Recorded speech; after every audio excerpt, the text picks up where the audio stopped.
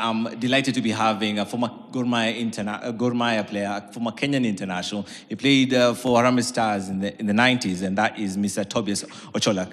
Sir, can you just kindly stand up? What exactly do you want to ask the presidential candidates? Thank you, the audience, our presidential candidates. My question, the first one is, the football fraternity in this country is struggling because of sponsorship. Teams are not paid, teams are winding up because they lack finances. If you happen to be elected as the presidential candidate, what will you do differently to change the scenario for the teams in this country?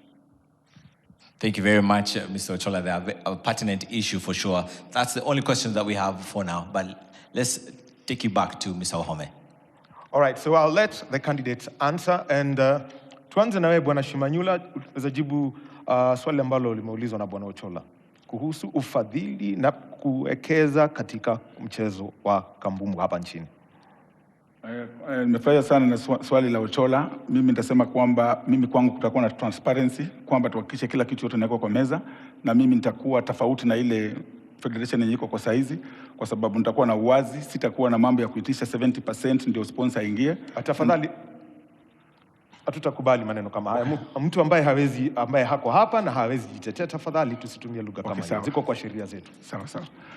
Nita make sure nimetafuta more sponsors na tuhakikishe kwamba pesa zao zinatumika, na tunakubali auditors kuingia na kuangalia pesa zao zinatumika vizuri, na nita make sure team zote tutahakikisha tumefanya accountability vizuri, kwa sababu team zile pesa tunapeana hatapeana kwa mtu binafsi. Tuta make sure kama ni team tunatengeneza ile kamati ambayo inaangalia hiyo pesa inaenda namna gani, na pia tuta make sure tuhakikishe tumeongea na hizo kampuni mingi.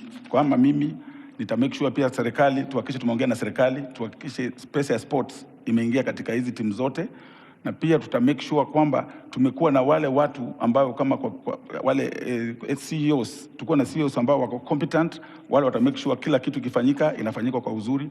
Tuta make sure hiyo ufisadi hakuna mahali popote itakuwa. Shukran. Ochola, please. Ochola. Namesake. That was yes, is your namesake, yes. Yeah. Namesake, yeah. Thank you very much for that question. I think Shimanyula is not very off from I mean, when he says about 70% or 50% or 20%. Apparently, this federation that we have today has never shown us any of the contracts of the sponsorship. So we do not know how much those contracts are worth. So any figure could work. But I want to say that we need a lot of transparency in when we get into office. The first thing I'll do is make sure that KPL is reconstituted, and they should be able to handle all the TV rights and all the sponsorship rights, so that the whole world will know how much money we are getting from these sponsors, and teams can share these amount of money equally according to how they agree as a team. So KPL should be able, from the top team to the 18th team, should be able to manage these funds as a limited company. Right now, we do not know how much we've gotten from any of these sponsorships and TV rights, because it is not public knowledge. So, okay, I'd like to interject there. Yes. I know the previous deal with KBC was made public, and so the amount that was signed up, including the production fees, was coming to about 1.75.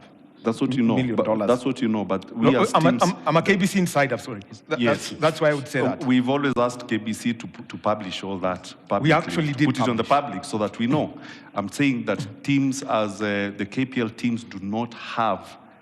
When they were standing there with the former CS Ababu Namwamba and President Nick Mwendwa, we did not know what they were talking about. If you listen to that clip, we actually don't know how much we're meant to get for every club. The one of Azam is very clear. We know what we signed, but we do not know about the KBC deal. Okay, I know at least I can speak for that from an insider perspective, but we've got to save on time. And Mr. Owino, I will jump. I mean, let me just keep you, because Barry, this is where I would like to bring you in. As an immediate former CEO, you are very much aware of, you can put clarity onto that. Yes, and I think just to add on that, let me come. Barry, does it bother you that for the last 5 years you've been the second most powerful person in Kenyan football, and yet our league could not, attract corporate sponsors?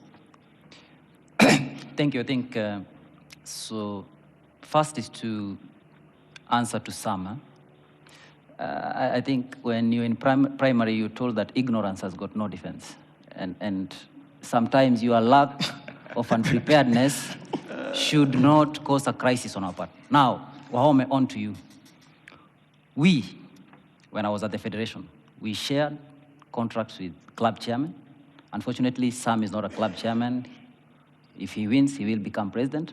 But there are also internal issues within some clubs and internal politics that we are not in charge of. Now, on to Tobias' question. And I want to break it down to the level of someone at a grassroots. So today, if you put a post on social media to say that Gor Mahia is playing Kakamega Homeboys, that's advertisement. If you go around with a car saying that this match will be at Buhungu Stadium at 3 p.m., that is promotion. And if people talk about the price of the ticket, that is publicity. Now, if you go to the stadium and you get good food, the pitch is well, there are clean toilets, there is snack during halftime, that is hospitality. If you plan all these things deliberately, that's marketing. And that's what we intend to do when we say that we want to develop football beyond the pitch. A lot of clubs do not do this. Thank you. Okay. Kempis. Yeah, same question. Same question. Somehow, I magically disappear somehow. But yeah, the issue of money is our biggest problem. And I think it's obvious to me that there's a trust deficit in the federation, there's integrity deficit, and that impacts in terms of how people trust us to give us money. So that's issue number one. The other thing is we don't have a brand that attracts investors, sponsors. If you want to get money, you have to build a brand that attracts sponsors, and that's our biggest issue that we have. If you look at our league in general, in terms of governance, that's an issue like I've stated. But if you look at a whole league, for example, it's not attractive because we've not built that brand. We need to invest in marketing, and we gotta market our leagues better. We need to raise standards of our KPL leagues, because without standards, there's a level of expectation that is gonna be, there's not gonna be met, that requires to be good. So marketing is important, raising of standards is important, and then we have to also raise the entertainment value of our leagues, because one of the things that people need to understand is people just don't go to games. People go to games to be entertained. And so one of the entertainment values is the product on the field. So the level of the game is one entertainment value.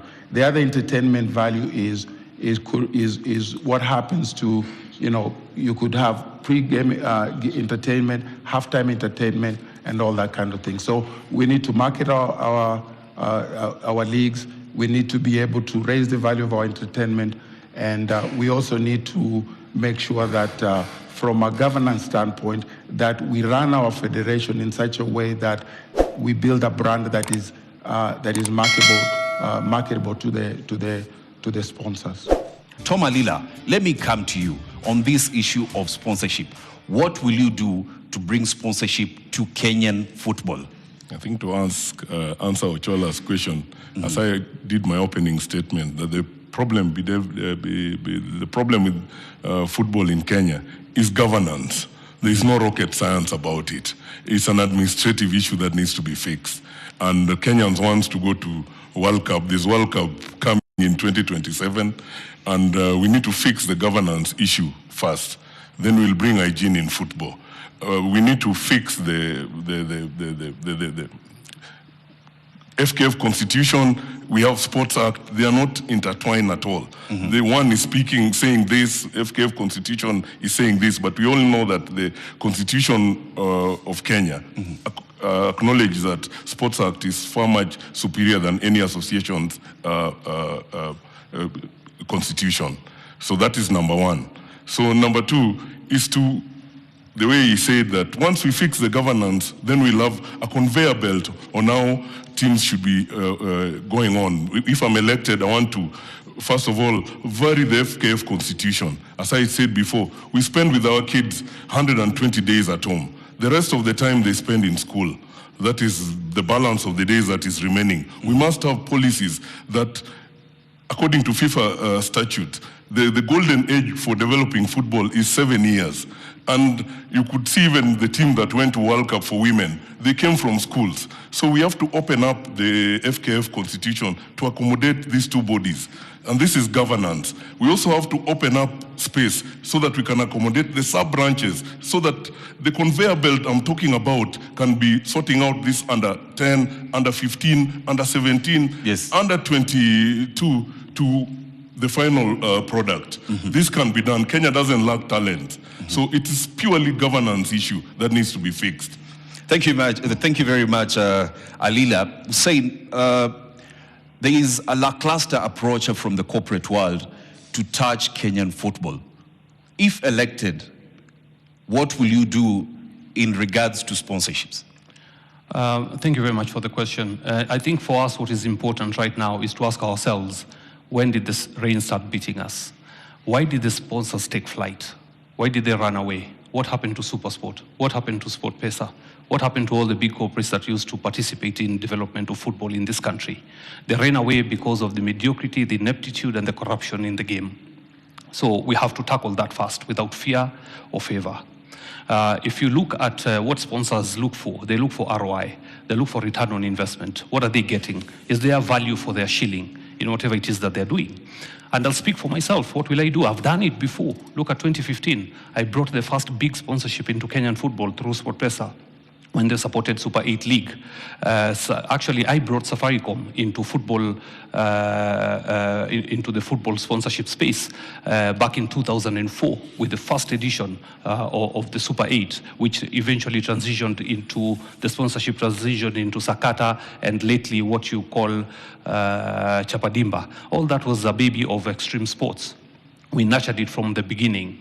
So I've shown my capacity in the past in terms of bringing corporate partners on board, and we will continue to build on that. But most importantly for sponsors is they look for return on investment, they look for credibility, they look for accountability, they look for transparency, which is lacking in the current administration.